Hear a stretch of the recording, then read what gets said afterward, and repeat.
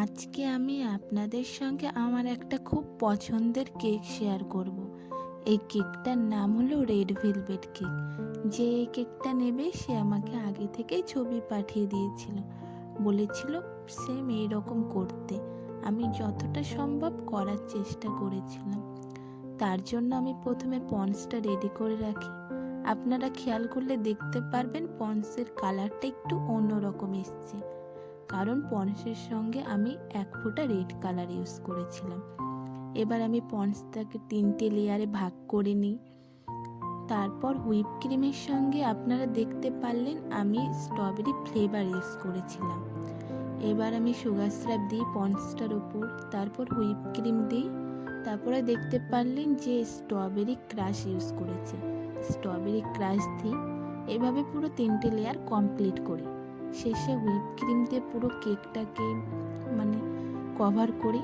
তারপর আমি ফ্রিজে রেখে আসি। ফ্রিজ থেকে বের করার পর পাইপিং ব্যাগের সাহায্যে পুরো কেকটাকে হুইপ ক্রিম দিয়ে কভার করে নিই।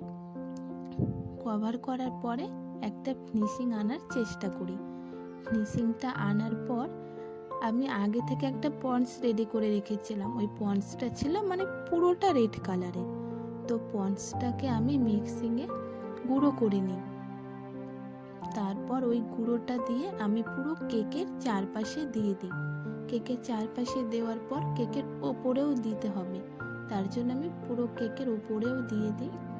দেওয়ার পরে আমি পুরো কেকটা ওই পন্সের গুঁড়োটা দিয়ে পুরো কেকটা কভার করে দিই। তারপর কেকটা কভার হয়ে গেলে আমি তার উপর কিছু চকলেট, হুইপ ক্রিম আর বার্থডে ট্যাগ দিয়ে আজকে ডেকোরেশনটা শেষ করলাম। এই চকলেটগুলো আমি বাড়িতেই তৈরি করেছি। তো আজকের ডেকোরেশনটা তোমাদের কেমন লাগলো সবাই একটু আমাকে কমেন্টে অবশ্যই জানিও।